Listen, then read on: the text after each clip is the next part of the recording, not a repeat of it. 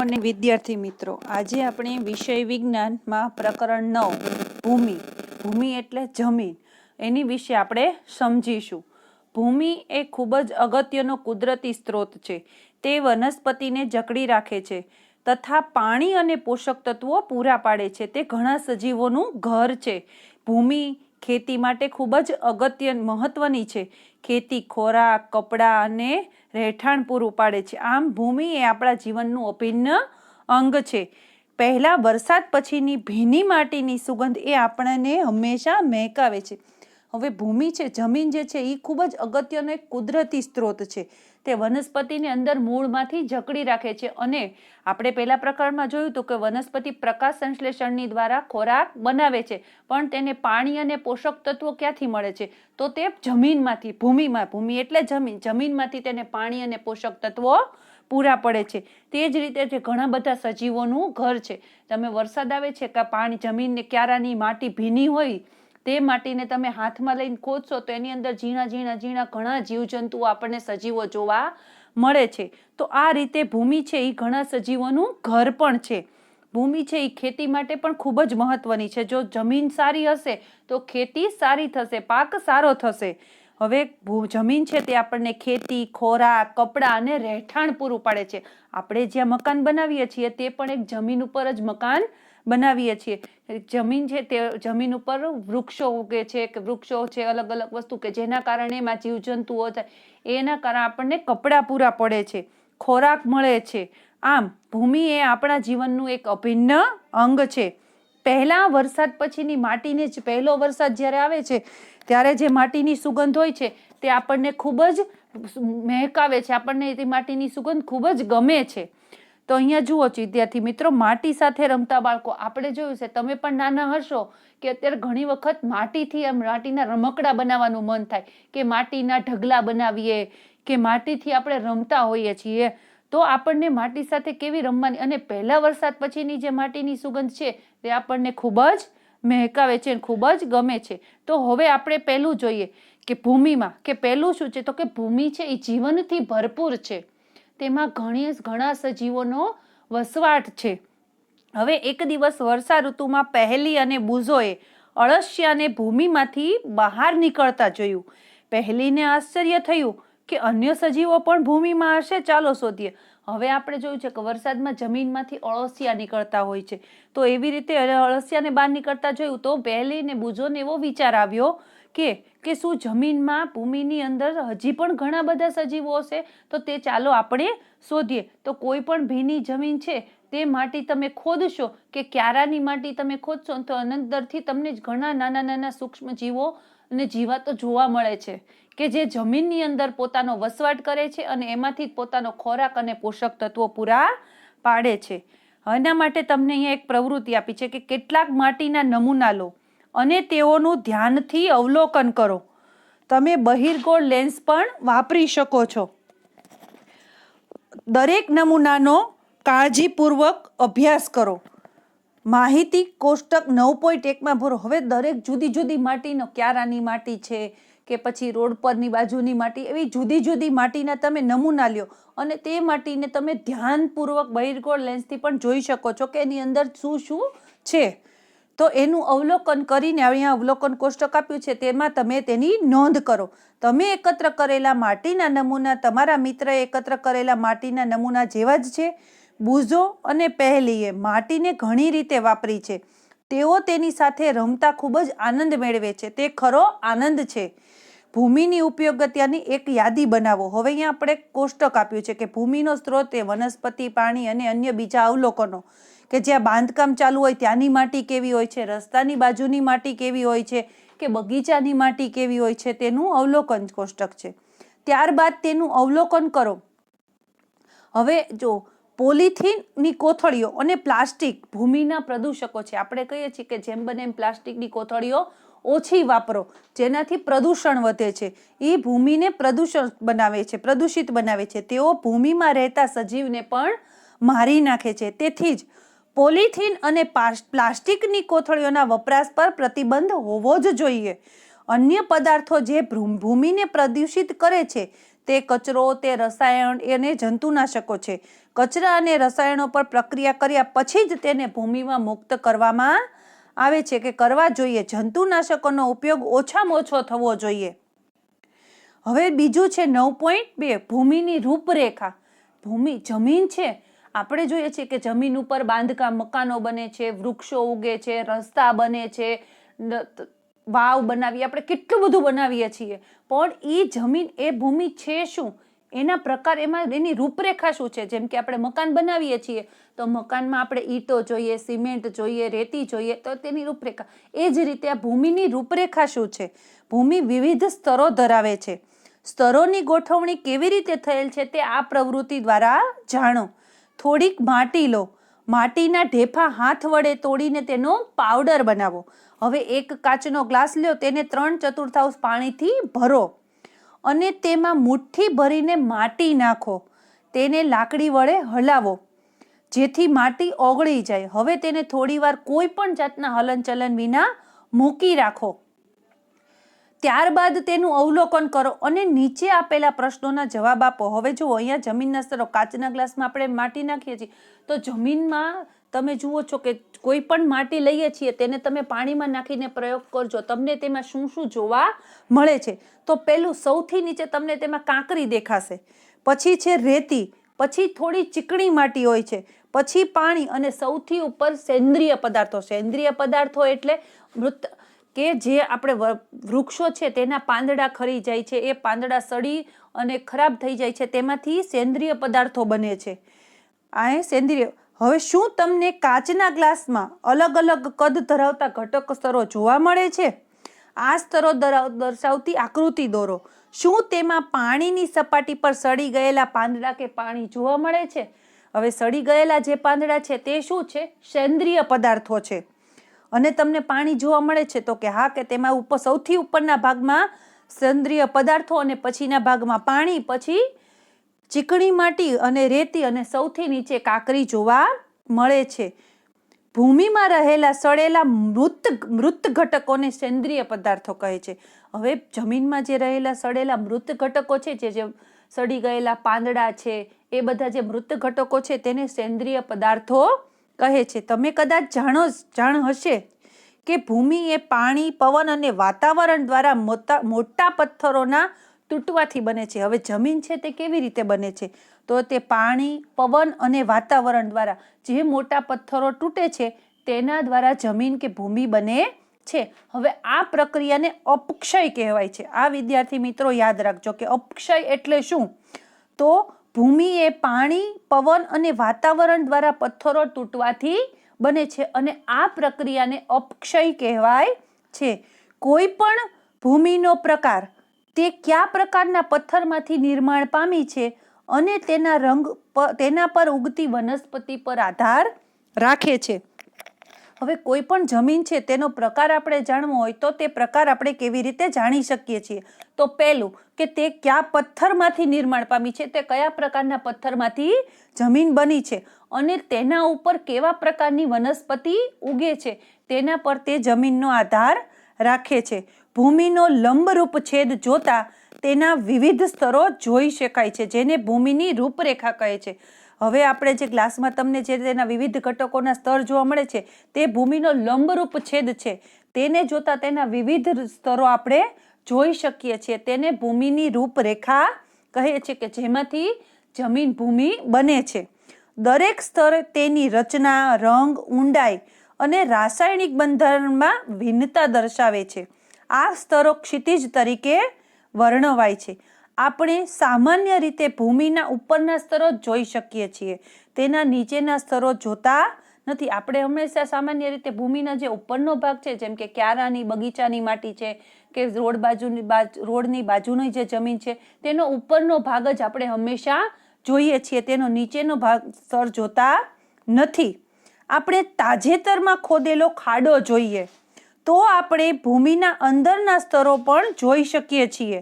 આવો દેખાવ આપણને ભૂમિના જુદા જુદા સ્તરો વિશે માહિતગાર કરાવે છે. કોઈ પણ જગ્યાએ તાજો ખાડો ખોદેલો હોય અથવા તો ખાડો ખોદો અને તેમાં તમે જુઓ, જ્યારે તમે ખાડો ખોદો છો ત્યારે તેમાંથી પહેલા પાંદડા છે, કેવા સેન્દ્રિય પદાર્થો નીકળે છે, પછી થોડુંક પાણી, પછી ચીકણી માટી અને ધીમે ધીમે મોટા મોટા પથ્થર છે કે કાંકરા નીકળતા જોવા મળે છે.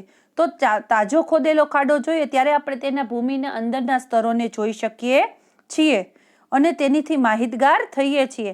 આપણે ભૂમિની રૂપરેખા કૂવો ખોદતી વખતે અથવા મકાનના પાયા નખાતા હોય ત્યારે જોઈ શકીએ છીએ. ભૂમિની રૂપરેખા એટલે ભૂમિના જે વિવિધ ઘટકોને સ્તરો જે છે, કાંકરી, રેતી, માટી, પાણી, એ આપણે ક્યારે જોઈ શકીએ? તો એક કે જ્યારે કૂવો ખોદીએ છીએ ત્યારે, કારણ કે કૂવો ઊંડો ખોદવાનો હોય છે. જેમ જેમ તમે ઊંડા જતા જાઓ તેમ તેના વિવિધ સ્તરો તમને જોવા મળે છે. અને બીજું, મકાનનો પાયો ખોદીએ, જ્યારે મકાનનો પાયો ખોદવામાં આવે છે તો પણ તે પણ ઊંડો ખોદવામાં આવે છે. તે આપણને પહાડી રસ્તાઓ કે ઢાળવાળા નદી કિનારા પણ જોઈ શકાય છે. સૌથી ઉપરનું સ્તર ઘેરા રંગનું અને સેન્દ્રિય પદાર્થો તથા ખનિજ દ્રવ્યોથી ભરપૂર હોય છે. સૌથી ઉપરનું સ્તર જે છે એ ઘેરા રંગનું હોય છે. હવે તમે જોજો કે પાંદડા છે, વૃક્ષોના કે કોઈ પણ ઝાડના પાંદડા છે તે પડી જાય છે, ત્યાં સૂકા પાંદડા, બદામી રંગના પાંદડા નીચે પડે છે, પછી ધીમે ધીમે તે ઘેરો રંગ ધારણ કરે છે અને તે સેન્દ્રિય પદાર્થમાં ફેરવાય છે અને તે ખનિજ દ્રવ્યોથી ભરપૂર હોય છે. સેન્દ્રિય પદાર્થો ભૂમિને ફળદ્રુપ બનાવે છે અને ઉગતી વનસ્પતિને પોષક તત્વો પૂરા પાડે છે. આ સ્તર સામાન્યપણે નરમ, છિદ્રાળુ અને પાણીનું પ્રમાણ જાળવી રાખે છે. આ જે સ્તર છે તે સામાન્યપણે કેવું હોય છે? એકદમ નરમ હોય છે અને છિદ્રાળુ અને પાણીનું પ્રમાણ જાળવી રાખે છે. આવી ભૂમિને ઉપરી ભૂમિ અથવા તો એ સ્તર, અહીંયા તમને આકૃતિ ભૂમિની રૂપરેખા આપી છે એમાં તેને ઉપરી સ્તર કહેવાય છે કે જેમાં સેન્દ્રિય પદાર્થો જોવા મળે છે.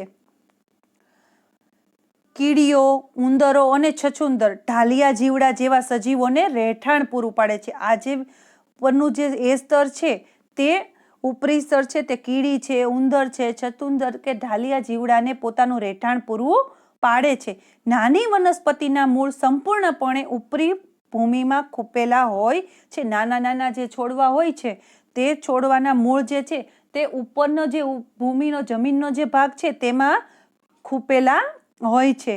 તેના પછીના સ્તરમાં સેન્દ્રિય પદાર્થો ઓછી માત્રામાં પરંતુ ખનિજ દ્રવ્ય વધુ હોય છે. એની પછીનું જે સ્તર છે કે જે સેન્દ્રિય ઉપરનો જે ભાગ છે એની પછીનો જે જમીનનો ભાગ છે તેમાં સેન્દ્રિય પદાર્થો ઓછા પણ ખનિજ દ્રવ્યો વધુ પ્રમાણમાં હોય છે.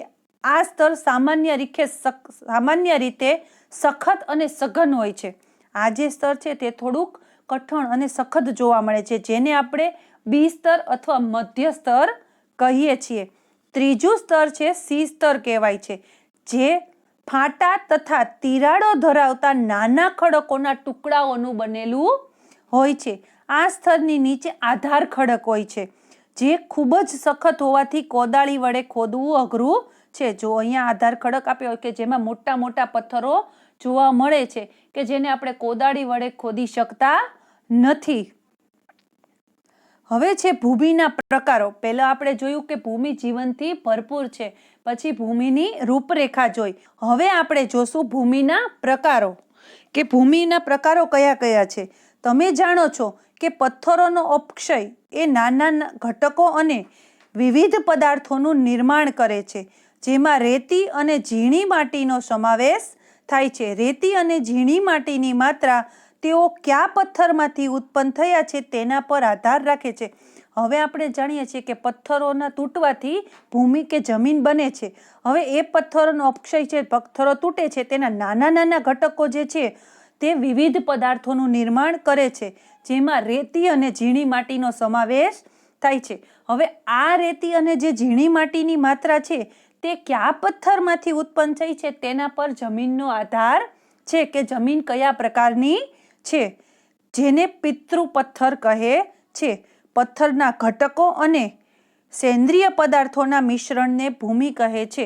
હવે ભૂમિની વ્યાખ્યા આપી છે કે ભૂમિ કોને કહે છે, તો કે પથ્થરના જે ઘટકો છે અને સેન્દ્રિય પદાર્થોનું મિશ્રણ જેમાં જોવા મળે છે તેને ભૂમિ કહે છે. વિવિધ સજીવો જેવા કે બેક્ટેરિયા, વનસ્પતિના મૂળ અને અળસિયા ભૂમિનો મહત્વનો ભાગ છે. હવે જમીનમાં જે વિવિધ પ્રકારના સજીવો રહે છે તેવા પછી કે બેક્ટેરિયા છે કે વનસ્પતિના મૂળમાં રહેલા અળસિયા છે, મૂળ અને અળસિયા, આ જમીનનો અગત્યનો ભાગ છે. ભૂમિનું વર્ગીકરણ તેમાં રહેલા વિવિધ કણોની માત્રાને આધારે થાય છે. હવે ભૂમિનું વર્ગીકરણ કેવી રીતે થાય છે? તો તેમાં જે કણો રહેલા છે તેની માત્રા કેટલી છે તેના આધારે તેનું વર્ગીકરણ થાય છે. જો ભૂમિમાં વિશાળ માત્રામાં મોટા કણો હોય, એટલે કે રેતીના પથ્થરના મોટા કણો જોવા મળે તો તેને રેતાળ ભૂમિ કહેવામાં આવે છે. જો ભૂમિમાં વિશાળ માત્રામાં મોટા કણો રહેલા હોય તો તેને રેતાળ ભૂમિ કહેવામાં આવે છે. અને જો ભૂમિમાં ઝીણા કણો વધારે પ્રમાણમાં હોય તો તેને ચીકણી ભૂમિ કહેવામાં આવે છે. અને જો ભૂમિમાં મોટા તેમજ ઝીણા કણો બંને એક સાથે રહેલા હોય તો તેવી ભૂમિને ગોરાડુ ભૂમિ કહેવાય છે. આમ ભૂમિ રેતાળ, ચીકણી અથવા ગોરાડુ એમ 3 પ્રકારની ભૂમિ હોય છે. હવે ભૂમિના પ્રકાર કયા કયા છે? તો કે રેતાળ ભૂમિ, ચીકણી ભૂમિ અને ગોરાડુ ભૂમિ. તો હવે રેતાળ ભૂમિ કોને કહેવાય? તો જેમાં મોટા કણો વધારે રહેલા હોય વિશાળ માત્રામાં તેને રેતાળ ભૂમિ કહેવાય. જેમાં ઝીણા કણો વધારે રહેલા છે તેને ચીકણી ભૂમિ કહેવાય છે. અને જેમાં ઝીણા અને મોટા બંને કણો વધારે રહેલા હોય છે, બંને કણો સપ્રમાણ હોય છે, તેને ગોરાડુ ભૂમિ કહેવાય છે. ભૂમિમાં રહેલા કણોનું કદ એ ભૂમિની ગુણવત્તા પર ખૂબ જ ઘેરી અસર કરે છે. રેતીના કણો ખૂબ જ મોટા હોય છે, તેઓ એકબીજા સાથે ગાઢ રીતે જોડાયેલા હોતા નથી. હવે ભૂમિમાં જે કણો રહેલા છે એનું કદ જે છે એ ભૂમિના ગુણવત્તા ઉપર ખૂબ જ ઘેરી અસર કરે છે. હવે જો રેતીના કણો ખૂબ જ મોટા હોય છે તો તે એકબીજા સાથે ગાઢ રીતે સંકળાયેલા હોતા નથી. તેથી તેમની વચ્ચે ખૂબ જ અવકાશ એટલે કે તેની વચ્ચે ખૂબ જ જગ્યા જોવા મળે છે. આ જગ્યામાં હવા ભરાય છે. હવે આપણે કહી શકીએ કે એ રેતી વાયુ મિશ્રિત છે. જેમાં હવા ભરાય છે તેવી રેતી વાયુ મિશ્રિત હોય છે, તેમાં વાયુનું મિશ્રણ જોવા મળે છે. પાણી ખૂબ જ સરળતાથી રેતીના કણો વચ્ચેથી નીચે આવે છે. હવે જે આ રેતીના મોટા કણો છે તેની વચ્ચેથી પાણી સરળતાથી નીચે જાય છે. આથી તેને રેતાળ ભૂમિ હલકી, છિદ્રાળુ અને સૂકી હોય છે. આથી રેતાળ ભૂમિ છે તે હલકી હોય છે, છિદ્રાળુ અને સૂકી જોવા મળે છે. હવે ચીકણી ભૂમિમાં માટીના કણો છે તે ખૂબ જ નાના, એકબીજા સાથે ચુસ્ત રીતે જોડાયેલા હોય છે. તેમાં હવા માટે અવકાશ રહેતો નથી. રેતાળ ભૂમિથી વિપરીત ચીકણી માટીના કણો વચ્ચેની નાની જગ્યામાં પાણી રોકાઈ રહે છે. જેવી રીતે રેતાળ ભૂમિમાં જગ્યા હોવાથી તેમાં હવા પ્રસરે છે અને તે વાયુ મિશ્રિત બને છે અને તેની જગ્યામાંથી પાણી નીચે ઉતરી જાય છે. જ્યારે ચીકણી માટીમાં હવાને અવકાશ હોતો નથી, તેથી તેની જે જગ્યા છે તેમાં પાણી રોકાઈ રહે છે. તેથી ચીકણી માટીમાં ખૂબ જ ઓછી હવા હોય છે. તેથી ચીકણી માટીમાં હવાનું પ્રમાણ ખૂબ જ ઓછું હોય છે, પરંતુ તે વજનમાં ભારે હોય છે. જેવી રીતે મોટા કણોવાળી રેતી છે તે વજનમાં હલકી હોય છે, તેવી રીતે ચીકણી માટી છે તે વજનમાં ભારે હોય છે. કારણ કે તેઓ રેતાળ ભૂમિ કરતાં વધુ પ્રમાણમાં પાણી રોકી રાખે છે. રેતાળ ભૂમિ છે તેનું પાણી નીચે પ્રસરી જાય છે અને તરત કોરી થઈ જાય છે, પણ ચીકણી માટી છે તે તરત કોરી થતી નથી, તેમાં હવાને અવકાશ હોતો નથી. તેના કારણે તે વજનમાં વધારે ભારે હોય છે, તે વધારે પડતું પાણી રોકી રાખે છે. હવે વનસ્પતિની વૃદ્ધિ માટે ગોરાડુ ભૂમિ એ સૌથી શ્રેષ્ઠ છે. નહીં મોટા કણોવાળી રેતાળ ભૂમિ કે નહીં એકલી ચીકણી માટી, પણ ગોરાડુ ભૂમિ થોડીક એના મોટા કણો રેતીના અને ઝીણા બંને કણો જેમાં જોવા મળે છે તેવી ગોરાડુ ભૂમિ છે તે વનસ્પતિની વૃદ્ધિ અને વિકાસ માટે શ્રેષ્ઠ ગણવામાં આવે છે. ભૂમિ એ રેતી, માટી અને અન્ય પ્રકારના ભૂમિના કણની બનેલી હોય છે, જેને કાપ કહે છે. હવે ભૂમિ છે તે રેતી છે, માટી અને અન્ય પ્રકારના ભૂમિના કણોની બની હોય છે, તેને કાપ કહેવામાં આવે છે. નદીના કાંઠા ઉપર કાપ એકત્ર થાય છે. નદીનો જે કાંઠો હોય છે ત્યાં આવા કાપ એકઠા થાય છે. કાપના કણનું કદ રેતી અને માટીના કણના કદની વચ્ચેનું હોય છે. કાપનું જે કણ છે તે કદ રેતી અને માટીના કણના કદની વચ્ચેનું હોય છે. ગોરાડુ ભૂમિમાં પણ કળણ જોવા મળે છે. આ ભૂમિ વનસ્પતિની વૃદ્ધિ માટે યોગ્ય જળધારણ ક્ષમતા ધરાવે છે. ગોરાડુ ભૂમિ છે તે વનસ્પતિની વૃદ્ધિ અને વિકાસ માટે જે પાણી અને પોષક તત્વો જોઈએ છીએ તેની માટે તે યોગ્ય જળધારણ ક્ષમતા એટલે કે પાણી જેટલા પ્રમાણમાં તેને જોઈએ છીએ તેને તેટલા પ્રમાણમાં પાણી પૂરું પાડી શકે છે. હવે પ્રવૃત્તિ આપી છે અહીંયા તમને પ્રવૃત્તિ 9.3 માટીવાળી ગોરાડુ અને રેતાળ ભૂમિના નમૂના એકઠા કરો. આ નમૂનામાંથી એકાદ પ્રકારની ભૂમિ મુઠ્ઠી ભરીને લો. તેમાંથી પથ્થર, કાંકરા કે ઘાસ વગેરે દૂર કરો. હવે તેમાં ટીપું ટીપું પાણી નાખીને ગૂંદો. એટલા પ્રમાણમાં પાણી નાખો કે જેથી માટીનો દડો બનાવી શકાય, પણ તેની સાથે તે ચીકણો ન હોવો જોઈએ. ભૂમિમાંથી દડો બનાવવાનો પ્રયત્ન કરો. સીધી સપાટી પર દડાને નળાકારની જેમ વણો. આ ગોળાકારમાંથી એક રીંગ જેવી રચના બનાવો. બીજા નમૂના વડે આ પ્રવૃત્તિનું પુનરાવર્તન કરો. શું માટીના નમૂનાના આકાર પરથી તેનો પ્રકાર જાણી શકાય છે? હવે જો અહીંયા તમને આકૃતિ આપી છે કે પહેલા માટી લ્યો, પછી તેને ગૂંદો, પછી તેનો દડો બનાવો અને પછી તેની રીંગ બનાવો. શું તમે જણાવી શકશો કે કયા પ્રકારની માટી કુંડા, રમકડા કે મૂર્તિ બનાવવામાં કામ આવી શકે છે? હવે આપણે જણાવી શકીએ કઈ માટી છે તે રમકડા, મૂર્તિ અને કુંડા બનાવવામાં ઉપયોગમાં આવી શકે છે. હવે છે ભૂમિના ગુણધર્મો. તમે ભૂમિની ઉપયોગિતાની કેટલીક યાદી બનાવેલી છે. ચાલો ભૂમિની કેટલીક લાક્ષણિકતાઓ શોધવા માટે પ્રવૃત્તિ કરીએ. ભૂમિમાં પાણીનો અનુસ્રવણ દર. હવે ભૂમિમાં પાણીનો ઝરણ કે તેનો દર જોઈએ કે તે કેવી રીતે પાણીનું અનુસ્રવણ કરે છે. બુઝો અને પહેલીએ ઘરના ભોંયતળિયે એક કાચા રોડ ઉપર 50 સેન્ટીમીટર ગુણ્યા 50 સેન્ટીમીટર બે જુદા જુદા ચોરસ બનાવ્યા. તેમણે એક સરખા કદની બે બોટલો ભરી. તેમણે બંને જગ્યાઓ પર એક સરખા સમયે બોટલોમાં પાણી ઠાલવી તેમણે જોયું.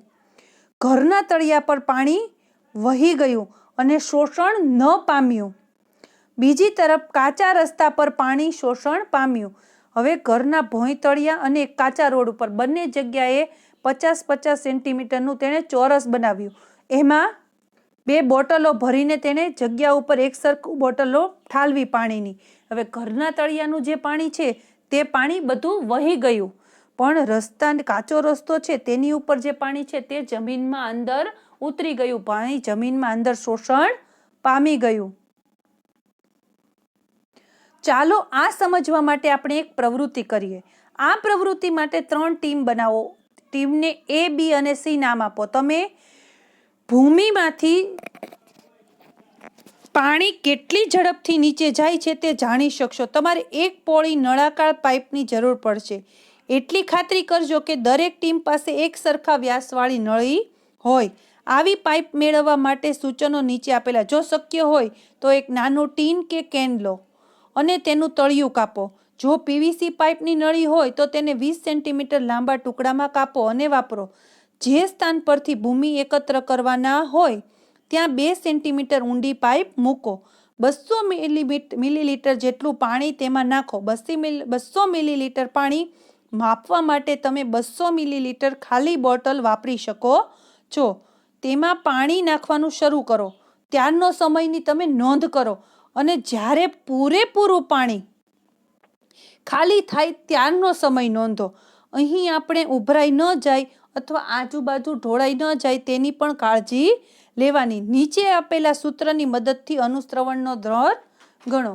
હવે અનુસ્રવણનો દર પ્રતિ મિનિટ કે પાણીની માત્રા, તમે કેટલા મિલીલીટર પાણી તેમાં નાખો છો અને તેનો સમય. જ્યારે તમે પાણી નાખવાની શરૂઆત કરો છો ત્યારનો સમય નોંધો અને જ્યારે પાણી પૂરું થઈ જાય છે ત્યારનો તમે સમય નોંધો. ઉદાહરણ તરીકે એક ચોક્કસ નમૂના માટે તે 200 મિલીલીટર અનુસ્રવણ માટે 20 મિનિટ લીધી.